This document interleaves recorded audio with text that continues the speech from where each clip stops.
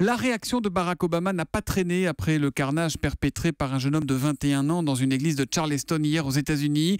Il a dénoncé des meurtres insensés et appelé à un meilleur encadrement des ventes d'armes à feu. Bonjour Anne Désine, vous êtes politologue et juriste spécialiste des États-Unis.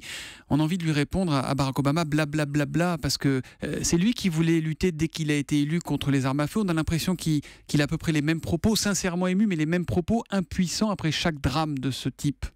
Oui, en fait, il est très très en colère, mais on sent sa frustration parce qu'au début de son mandat, il espérait faire quelque chose. Maintenant, il sait, il y a de la résignation dans la fin de son discours. Il sait, parce qu'il a essayé depuis 6 ans, 7 ans, de faire adopter une loi restreignant le port d'armes.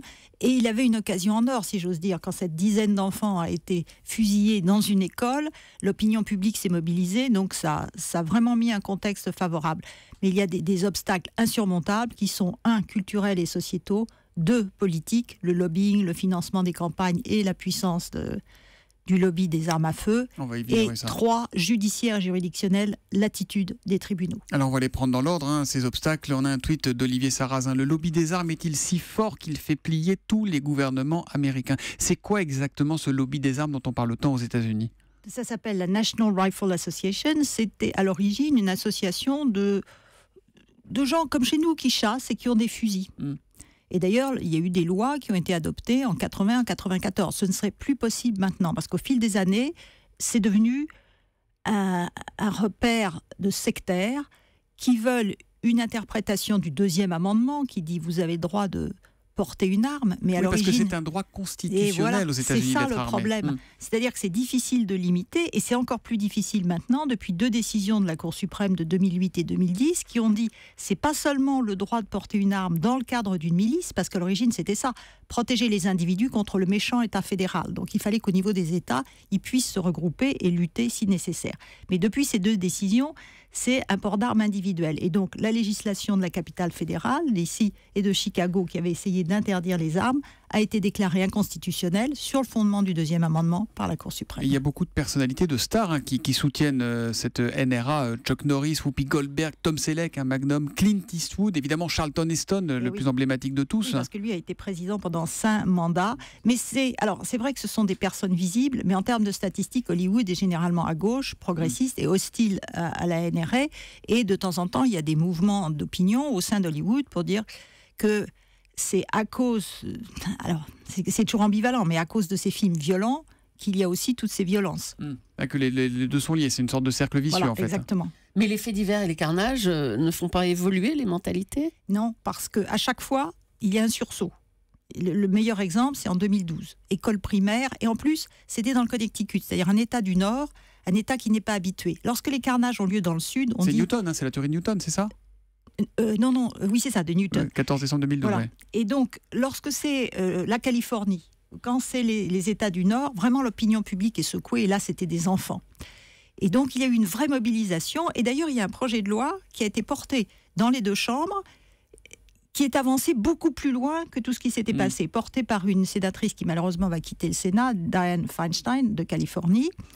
Mais au dernier moment, le vote a été négatif. Pourquoi ? Parce que la NRA, donc, pour répondre à la question, est extrêmement puissante. C'est-à-dire, non seulement elle a beaucoup d'argent, et elle finance les campagnes électorales. Si vous dites, moi j'aimerais bien qu'il se soit limité, 0 argent. Mais en plus, ils gagnent le compte de tous les votes que vous faites. Et si vous ne vous comportez pas bien, ils auront votre... D'accord. Voilà, siège. Est-ce qu'on sait, Anne Désine, quel est le pourcentage d'Américains qui ont des armes à feu chez eux?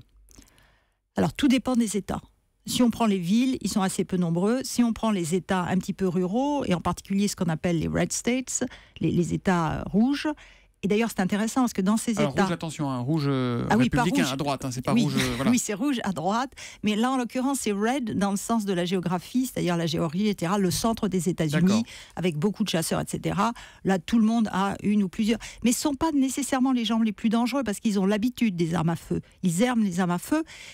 Quand je parlais de cause sociétale, l'une des grandes différences avec l'Europe, j'ai fait une série de conférences après Charlie, ils demandaient tous, mais alors est-ce que vous n'allez pas vous armer davantage en France? C'est-à-dire parce qu'il y a des États aux États-Unis où je peux me promener avec mon colt à la ceinture. Exactement, et là il y a 2 petites lois dans les États, parce que c'est réglementé au niveau des États, qui ont autorisé le port d'armes dans les écoles et pour les professeurs s'ils ont l'autorisation du proviseur. Mais à partir de quel âge on a le droit d'avoir une arme? Alors, ça dépend des États. Voilà, peut-être. exactement. Ouais. C'est réglementé dans les États. Donc il y a des États plus ou moins laxistes, ceux dans lesquels le port d'armes, c'est vraiment quelque chose de culturel.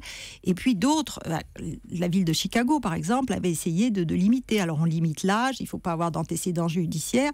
Et puis il y a ce qu'on appelle des background checks, c'est-à-dire que le vendeur d'armes doit vérifier que vous avez l'âge requis, que vous n'avez pas été condamné, etc. Mais il y a des États où des mineurs peuvent être armés aujourd'hui aux États-Unis? Alors en théorie, non. Mais ce qui se passe, regardez la dernière tuerie, le garçon, mineur ou majeur, c'est pas important, il a simplement pris les armes que sa maman détenait légalement. Alors il a d'abord tué la maman et ensuite il est allé faire son massacre. Et en France, quelles sont les règles, Anne-Dessine?